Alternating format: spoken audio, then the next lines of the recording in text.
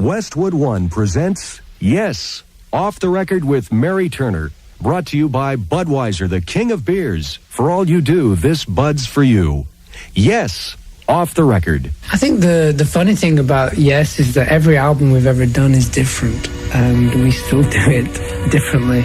Especially on this last album, we're really sort of very organic as a band. I know it's hard to explain that, but the group takes such a time in A, deciding what songs to use for the album, and B, how to produce them.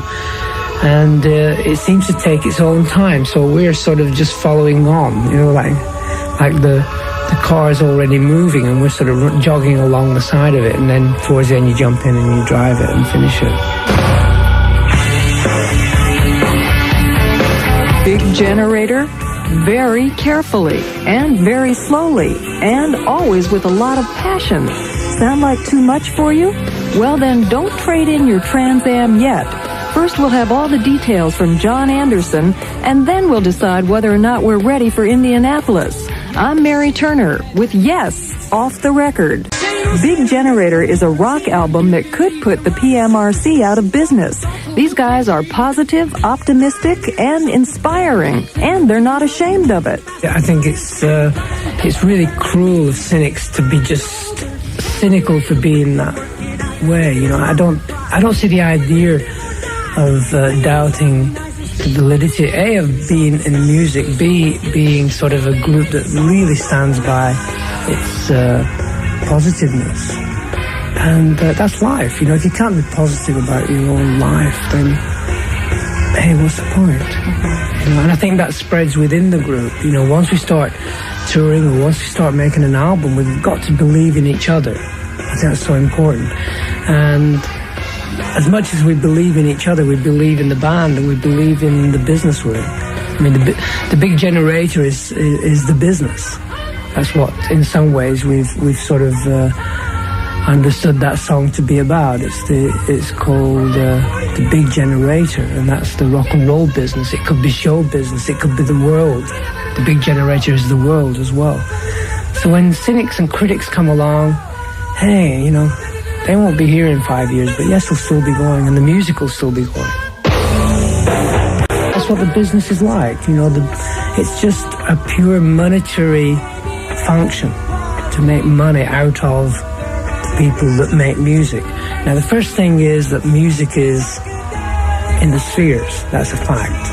And musicians are able to malleably sort of make sense of it through song and structure and sound. And the first person is the artist. After that, you have the business. But the way things are at the moment, the business dictates what the artist should do. You can only walk that way. And after a while, you start to sort of rebel against that. I think when we first started Yes, our whole intention was that we were a group, I keep saying this, A, B, C, it's terrible, that plays music on stage. We entertain people. Okay, you have the chance, you're going to make an album. But you can't really live your life week to week wondering if you've got a hit single.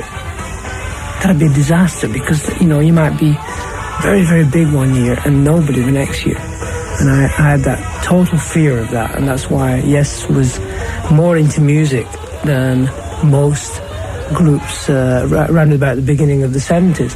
And in fact, it became sort of a vogue thing. The business loved it. It could make money out of albums. It never used to make so much money out of albums. It was always the hit singles that made it. So, the idea is that we're initially a group of musicians that play on stage, and we have to sort of balance it out with making good albums.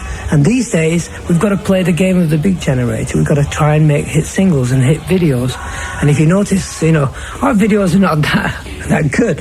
But we just go and do what we think we should do. And, we still got to stand up on stage. We still got to put on that show and entertain people. And I think that's the strength of the band.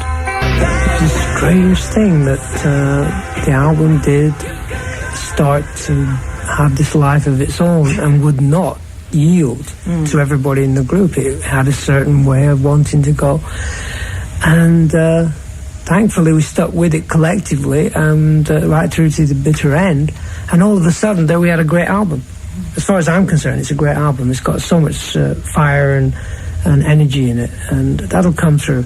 I think the album will still be around next spring, next summer.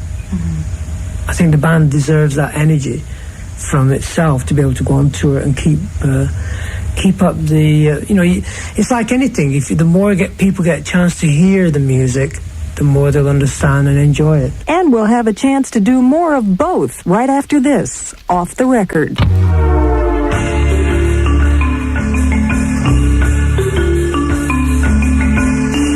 I'm Mary Turner talking with John Anderson, Off the Record.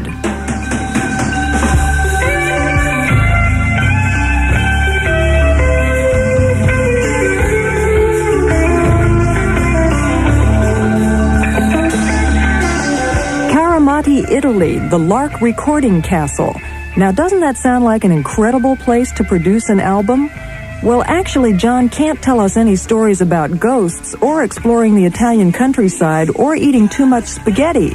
He wasn't there long enough to explore or indulge. The main thing that was done in Italy, all the backing tracks were done, and I wasn't there. That was the plan. That was the way 90125 was recorded. They did all the backing work, the backing tracks, and some ideas lyrically and song-wise. And it's sort of very refreshing to walk in and be able to help with each song, both lyrically and from choruses and tunes and things like that. In some ways, I think I rewrote each song 3 or 4 times because we weren't collectively sure what we were trying to say on this album. Shoot High, Aim Low is a classic example. I wrote that song lyrically three times. Trevor wrote it once. Chris wrote lyrics once. All on different meanings and everything like that. But the crux of that song became very evident when we were here in Los Angeles, and I heard Trevor singing about being in a blue sedan. And I was actually looking at a map of Nicaragua, and I saw that the only place in Nicaragua that is really evident in the English words is the Blue Fields. Now, the Blue Fields is the most opportune place that the American army and the government will land in order to control Nicaragua. So when I start singing We Hit the Blue Fields, I'm in the army. And in a blue sedan, couldn't get much further. There's Trevor in a car with his girl, going down to Malibu. So there's this kind of real opposites. It's been 3 years since the last Yes album, but the major reasons for the long wait were external rather than internal. Touring, revolving producers, and basic human limitations on endurance ate up the time. There were no serious personal conflicts slowing down the band. Yes still are Tony Kaye, Trevor Rabin, Chris Squire, Alan White, and John Anderson. We've been very harmonic on this album. We've been singing a lot together. In fact, the last evening, this album took a long time. We all went through a lot of pain just getting it out of our system. At the end, we all stood around the microphone and started singing an old Free song called All Right Now. Baby, it's all right now. All in harmony. I've never heard 5 of us sing that way. We were all singing it. It was so special. It was though we'd gone through such a trip. And I think we did. We went through a hell of a trip to do this album. More than I could have ever imagined. A lot of pain. I think that was meant to be. It's our 20th year. We've been together for such a long time that in order to understand why we've been together for so long and what we're supposed to be really doing, we can't, always walk around trying to be pop stars or rock stars or millionaires and all this sort of stuff.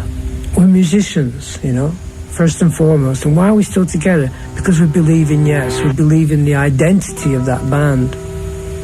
And I think we believe in ourselves more than we've ever done, collectively.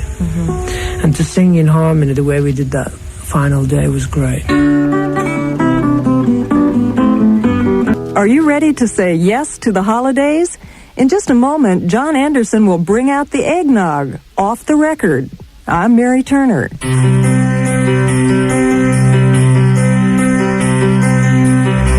We're back with John Anderson of Yes, Off the Record.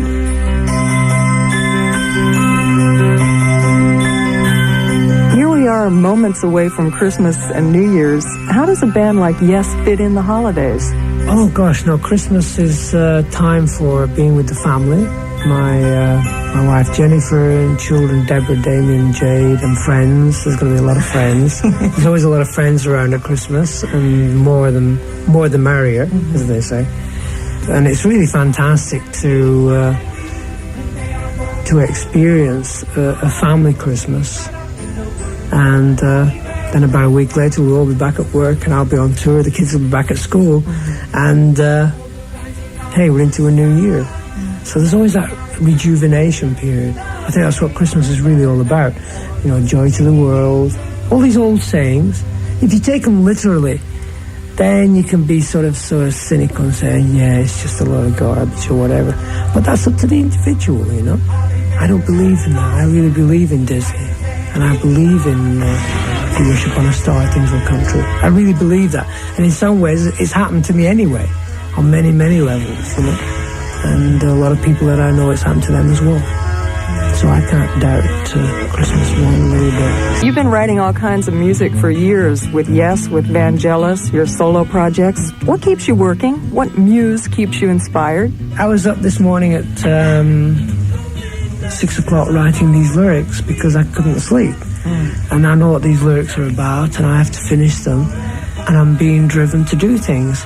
And the more that I'm driven to do things, the more I realize the potential that I have. And the more I realize that potential, hey, it's a career. And it says to me that I can still be making music when I'm 60, when I'm 70. There's no reason why I shouldn't be. You don't have to rush things. Because I've been rushing around like a lunatic for 5 years about wanting to do this, wanting to do that.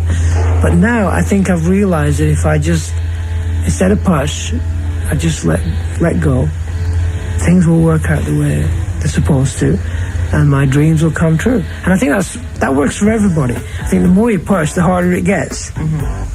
So the idea is to let go and let energy take you on, and then you realize all your dreams if you believe in it. John Anderson has taken a lot of teasing over the years for his sunny outlook on life and his cosmic awareness. But is that the real John? Or maybe Chris Squire or Tony Kaye is actually the resident cheerleader of Yes.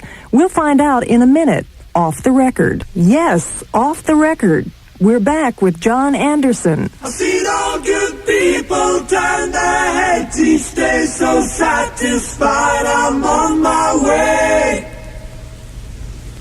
I've seen all good people turn their heads each day, so satisfied I'm on my way. In 1980, after 12 years and 12 albums, Yes decided to say no. John Anderson was busy with solo albums. Steve Howe and Jeff Downes moved to Asia. Trevor Horn went back to producing. And Chris Squire and Alan White decided to put a new band together. They called an old original Yes mate, keyboard player Tony Kaye, and then enlisted a newcomer from South Africa, guitarist Trevor Rabin. After a few months of working together, they realized they needed an old familiar voice to make their music work. So they called their old friend John Anderson. Well, that someone old, someone new combination worked then, and it works now. Well, it's strange that me and Chris still have our differences, but we still get on very well. It's like a marriage in a way. We got divorced in 1980, had a break for 2 years, and got back together again. We sometimes wonder why we're still together. But then I think we believe in what we do. I think we believe in the idea of the band. It's as simple as that. And I don't think either having a hit record or not having a hit record changes that fact that we can still go on stage and put on a good performance, and a lot of people will enjoy it. I think the band has gone through so many different changes. In the mid-70s, we were doing large-scale pieces of music that had no relationship to the business. It didn't relate at all to the radio. And now we're making music that really relates to radio and really relates to the business. So maybe we've gone through those 4 or 5 changes, like you say. And I think probably that's the way it should be. If we'd have just been the same all the way through,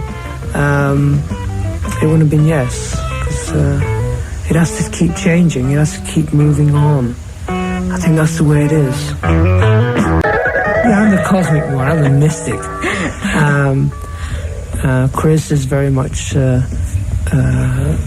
I would think he's probably opposite to me, but he's as positive. He's very positive about the band. It's really his life, you know. And Trevor is very, very strong, very positive about music. He's a very fine musician on many levels. He plays great keyboards, and he's a producer, as we've found out with this album. And he's a great singer, a guitarist, songwriter. He's got everything going. And Tony and Alan are a little bit different. They're just very, very good, happy people who just get on with their lives and their families and their, you know, that's Alan, more or less Alan. And he's probably the backbone of the band, being the drummer. And Tony's a very good arbiter. You know, he can help to keep everybody together. He's sort of the guy that cares about everybody. He has a great sense of caring. So we all have different parts to play. So every part is so important, or else you're not going to get the band. Yes, Off the Record with Mary Turner has been brought to you by Budweiser, the king of beers. For all you do, this Bud's for you. This special program was written and produced by Marsha Richardson. Production and engineering by Fred Lindgren. Off the Record with Mary Turner is a presentation of the Westwood One Radio Network. Executive producer, Norm Pattis.